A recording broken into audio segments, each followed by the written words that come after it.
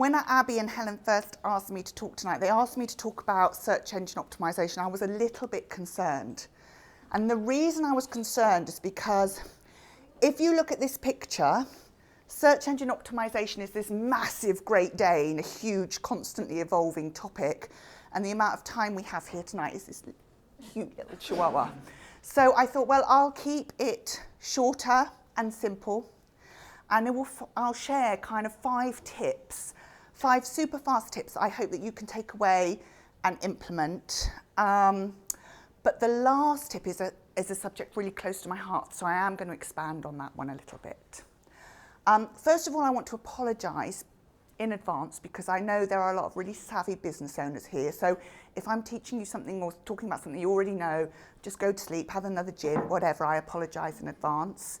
I think there are even other digital marketers here. But the great thing is that there's often no right or wrong way to do it. You know, it does depend on your business, so other people might have another opinion.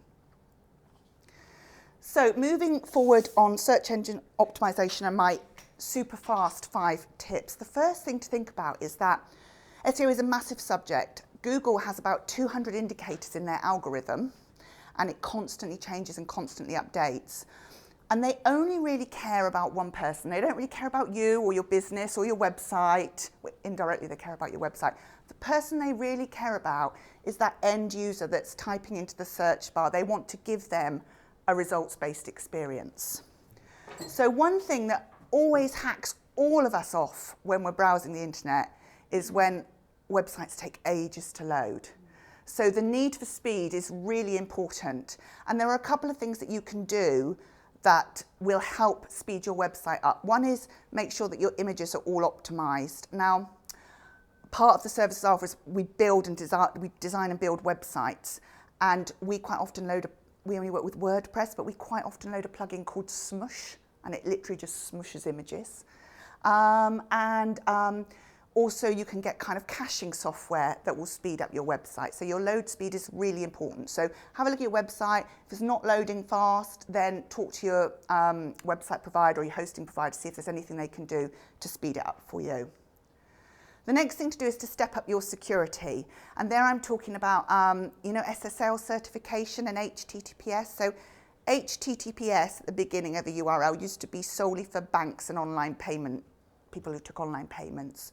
But these days, in fact, for the last 3 years, Google have really ramped it up. So it's really cost effective. We include it as standard with all the websites we build. So if you haven't got HTTPS, just speak to your hosting provider about getting an SSL certificate. Next up, think mobile first, and hopefully you've all got mobile responsive websites. I did just check the latest stats, and it says that it's something like 58% of us are viewing on mobile. I was surprised. I thought it was way more than that. But again, it all comes down to that end user experience. And if someone's looking at your website and they're having to kind of do that and they can't see the hamburger navigation clearly and things like that because you've got an old website that's not mobile responsive, then it's just going to, make their experience horrible. So you're going to end up further down the hit parade. Make sure it's easy on the eye, and here I'm talking about copy and the actual written content. So years ago, the Google robots would trawl your content, but it didn't really matter whether it made sense or not. So as long as you had your post stuffed full of keywords, it didn't really matter whether they were actually in content. Those days are gone. Your content needs to make sense for that end user. So you need to think about headings, sentence length, grammar, active, passive voice, and all those things really. A tool that's really good actually is Grammarly if you're not using. I think someone mentioned it on the forum the other night. Yeah, it's very good tool, and it will point out when you're not talking in the passive voice rather than the active voice. So think about your readability and chunking and bulleting your content and splitting it up so it's easy to scan. And then my final quick tip, and this is the one I'm going to expand on, is to keep things fresh and fruity, because the number one thing you can do tomorrow to make your website move further up the hit parade is write a blog post, write a news article, get fresh content onto your website, because Google loves it. So when I first start working with clients, the one thing they always say to me is, but what can I write about? And there is always something that you can write about. I have worked with clients from supermarkets to real estate agents to Botox doctors to storage companies. And you wouldn't believe the dry old subjects that you can actually make sound sexy, just kind of thinking outside the box a bit. So I thought tonight I'd share a few tips if you don't know what to write about that would hopefully inspire your creativity. So my tip number one is FAQs. Even if you've got them on your website, think about those FAQs that your customers and clients ask you all the time. Because if one person or two people are asking you a day, a week, you can bet your bottom dollar that for every one person, there's another dozen out there asking Alexa or typing it into a search engine. So you really want to make sure that you've covered off those frequently asked questions in a blog article so you can optimize that individual article for those keywords. Next up, get your roving reporter on, and I'm talking about staying up to date with the news within your industry or your business or niche. And there are a couple of tools that I use to help me stay up to date with the news in my industry and also the industries of my clients that I work with. One is good old-fashioned Google Alerts that never fails to deliver stuff to my inbox each morning. And the other is a content curation tool. If you haven't heard of Flipboard, it's a really cool app. You can load it to your iPad and you subscribe to different kind of websites and magazines, but it's just the way it presents it in a really beautiful magazine-like format. And there will always be something on there that I think, well, I could write about that, or I could have an opinion on that. So Flipboard is a really good app to check out. Next up, your not-so-secret shopper. So here I'm talking about reviews of products or services that you use, but that would also be of interest to your clients. So if you're an accountant, you might want to share a review of an invoicing software or something like that. But what it does, because the other reason for blogging is to set yourself up as the expert in your field. So by sharing that information, you're showing that you're kind of constantly updating and know what's going on. In the spotlight, and here I'm talking about case studies. So if you've done a really great job for a client, which I'm sure you have, then why not share it as a blog post, a blog article? Because the good news is that your reach will go further, because when you tag them in your posts, they'll share it too, because we all like to be written about. So, you know, case studies are a really great subject to talk on. 'Tis the season. So I work with my clients 3 to 6 months ahead, and I will always look at the year ahead. So I'm already now starting to think about Christmas posts and Halloween posts and who I will use those seasonal holidays for. So there is always an occasion, whether it's just good old summer holidays, there's always something you can talk about seasonally. Tips and hacks. Tips and hacks are my favorite sorts of posts because everybody likes people who are helpful and friendly and give free advice.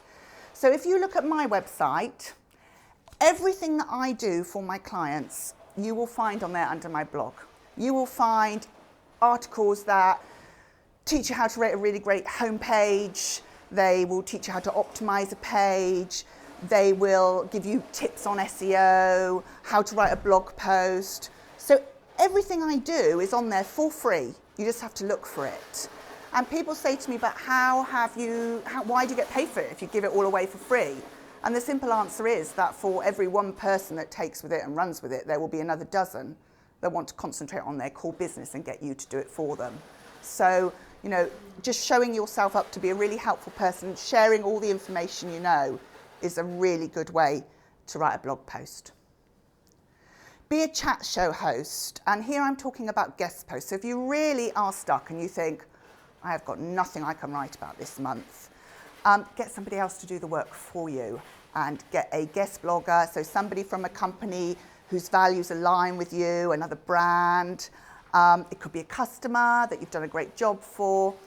I have one tip, and that is if you are going to write or present a guest blog, make sure that you give the person that you want to be the blogger questions and do it as a pure interview style post. The reason being is that you want to make sure they don't freestyle. You want to get your key messages across in that article. And if you just say to them, will you write me a blog on such and such and such? It's going to be their key messages, not your key messages. So make sure you send them questions to answer.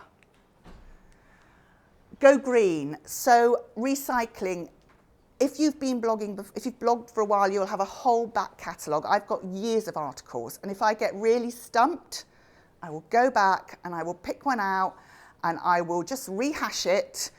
So it might be a couple of years old and something needs updating. I'll change it slightly and I think, blog post done for the month. So, you know, recycling and getting the most out of the content you've already produced. I'll tell you who's really good at that. Do you know Joe Wicks, the body coach? When you look at his website, he's got like 20 articles on there. And he uses the same articles time and time again through his social channels. So just recycling your content is a good idea. And finally, my top tip is the I've had a gin. The HubSpot blog topic generator. So if you just type that into Google, you'll be directed to a website. And if you put 5 nouns into the little box that's on there, or 3 nouns or something, it'll spit out a whole load of titles. And if you're a writer, you will know that sometimes you write the article and the title comes last. But actually, on these occasions, the title might just be enough to, you know, give you that little spark of creativity and get the juices flowing. So check out the HubSpot blog topic generator.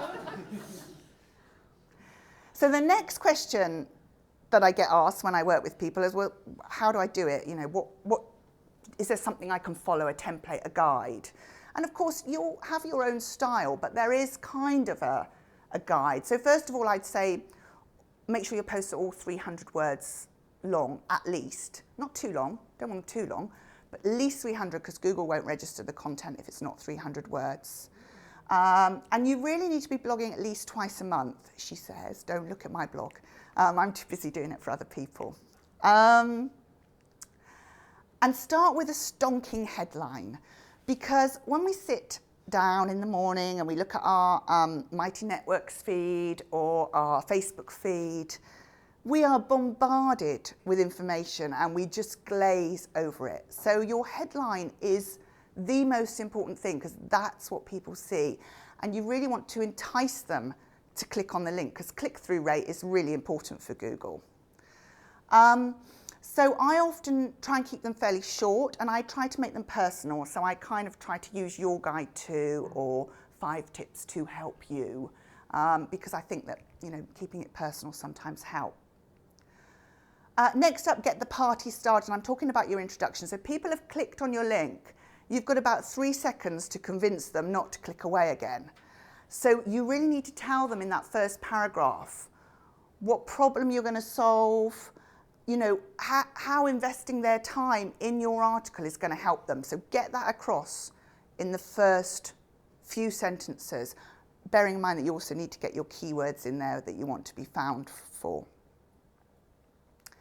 Next up, serve up the main course, and this is kind of the guts, the nuts and bolts of your post. And there are lots of different ways you can write it, and it will come down to your own style. But I really like listicle style posts. I think I made that word up. So those are kind of your top 10 tips or your top 5 tips, the list posts, the helpful how-to posts. You might want to give a personal post, and I'm not talking about airing your dirty laundry in public. I'm talking about telling people a story that will engage them, the reason that they need to do it. You need to convince them with a story of your own. It might be a news post, it might be a rich media post. You might embed a video or a infographic into your article or something like that.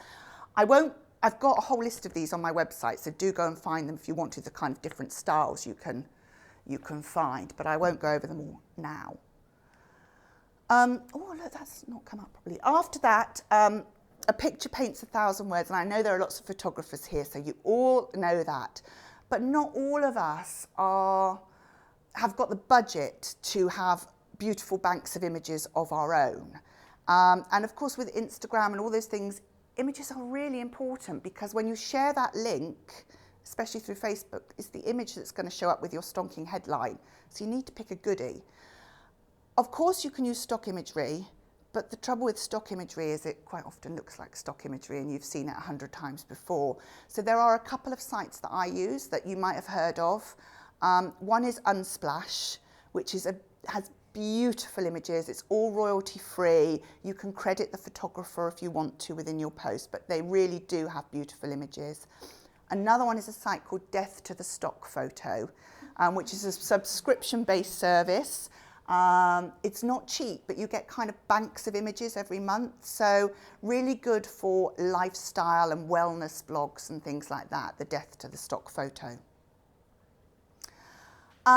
So you've written your stonking headline, you've convinced people that they need to read further, you've written a beautiful article, you've optimized it for the search engines, you've got a fabulous picture, so you've shared it through social. All of that will count for nothing unless you have a call to action at the end, unless you actually tell people the next step you want them to take. So whether that's buy the product, read the newsletter, visit another page on your website, book an appointment, just make sure that you get your call to action in there at the very end. You might use the same call to action every time, it doesn't matter, but just, have a call to action. Organisation of your articles is really important. So we work with WordPress websites at my company. Well, we work with all sorts of websites, but we build WordPress websites. And any website platform you use will have a tagging and a categorizing kind of back end to it, so you can organize your posts. In WordPress, the default category is uncategorized. And I can't tell you the amount of blog articles I read that are uncategorized. Does your audience no favors because they've read the article, they've loved it, they want to look around, and you want them to look around because you want your bounce rate to go down. You want them to explore your website. So make sure you categorize your posts and organize them so that they can, if they want to know about branding or logos, they can read more about it in another article. And finally, make a lasting impression. And here I'm talking about that wonderful content that you create. Make the very most of it through all your social channels. So post a link in the Collective Mighty Networks, post it on your Facebook page, write it as a long form post on LinkedIn, use it in your end of month or quarterly newsletters, again, so you get that click-through rate back to your website. Only give them a snippet in your newsletters. You want them to come back. Don't recreate the whole article. Give them a snippet with a link back to your website. So just recycling and reusing that content to get the biggest reach you can for the time that you've invested in it. And I think that's it. And I'm happy to take questions, or you can email me questions or whatever you'd like to do.